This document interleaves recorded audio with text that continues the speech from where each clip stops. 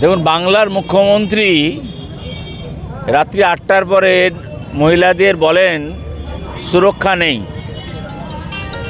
তিনি সুরক্ষা দিতে পারবেন না।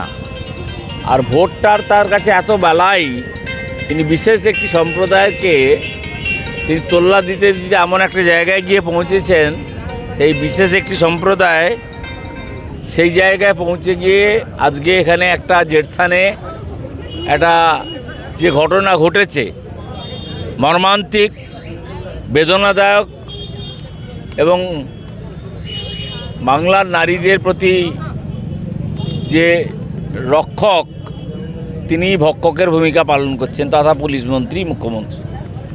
আমরা জানি নির্বাচন ইতিমধ্যে ঘোষিত হয়েছে, আমরা এতে রাজনৈতিক কোনো রং দিতে চাই না। আমরা মনে করি এই বাংলার সরকার সম্পূর্ণভাবে ব্যর্থ হয়েছে। এই মুখ্যমন্ত্রী তার ক্ষমতায় থাকার এক মুহূর্ত অধিকার নেই, যিনি নারী সুরক্ষা দিতে পারেন না। আরজি করের ঘটনা জানেন আপনারা, দুর্গাপুর আইকিউ সিটির ঘটনা জানেন, অতীতে পার্ক স্ট্রিটের ঘটনা জানেন। তিনি বলেছেন আকছার এরম ঘটনা ঘটেই থাকে। দুর্গাপুর আইকিউ সিটিতে ওড়িশার যখন নাবালিকা ধর্ষিতা হন, তার বাবাকে 10 লক্ষ টাকা দিয়ে দিতে চেয়েছিলেন। এই মুখ্যমন্ত্রী কলকাতার কাছাকাছি তার বাড়ি থেকে 14-15 কিলোমিটারের মধ্যে অগ্নিদগ্ধ হয়ে যখন আমার মেদিনীপুর জেলার মানুষ মারা যায়, তিনি তখন সেখানে যেতে পারেন না, তিনি অন্য কার্যক্রমে ব্যস্ত থাকেন।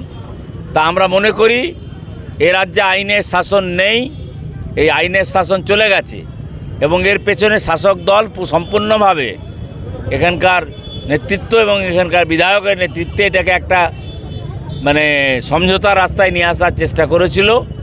যাই হোক, তার পিতা এবং মাতা তাদের কাছে আমরা কৃতজ্ঞ, তারা আইনের দ্বারস্থ হয়েছে এবং তারা সেই আইনে আসার ফলেতে আইন উপযুক্ত পথে চলুক এই দাবি রেখে এসেছি। যদি এই দাবি সপক্ষে পুলিশ আগামী দিনে না শোনে, আমরা এর জন্য বৃহত্তর আন্দোলনে যাব এবং আমরা যে নির্বাচন কমিশনারের যে বিধি আছে সেই বিধিকে নিশ্চয়ই আমরা করতে পারি না। সেই অভিযুক্তদের পিছনে কি কোনো প্রভাবশালী কেউ রয়েছে মনে হচ্ছে? আমি তো বলছি শাসক দলের প্রভাবশালী নেতা এবং বিধায়ক নিজে আছে। যেটা শুনলাম যে পরিবারের থেকে কোনো মুখ খুলতে চাইছে না, তাদেরকে সেটা পরিবারের সাথে আমাদের এখনও সেভাবে যোগাযোগ হয়ে ওঠেনি। আমরা পরিবারের পাশে থাকার আশ্বাস দিয়েছি, আমরা বার্তা পাঠিয়েছি। প্রয়োজন হলে পুলিশ ইন অ্যাকশান 72 ঘন্টার পরে আমরা মহামান্য উচ্চ আদালতের কাছে যাব।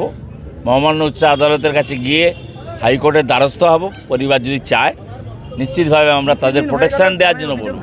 এখনো পুলিশ কেন তাদেরকে গ্রেপ্তার করছে না, গড়িমসি করছে কেন পুলিশ? দেখুন, এটা পুলিশই বলতে পারবে, তা আমি বলতে পারবো না। পুলিশ তো আমার কন্ট্রোলে নয়।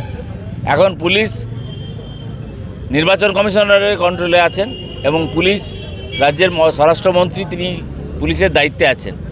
তা আমরা আশা করব রাজ্য পুলিশের মহানির্দেশক যিনি জয়েন করেছেন তার কাছে আমাদের বিনীত আবেদন থাকবে যে তিনি যেন অবিলম্বে যে কথা আইসি আজকে আমাদের বলেছেন তার বিহিত হয়, 72 ঘন্টার মধ্যে দোষী গ্রেপ্তার হয়।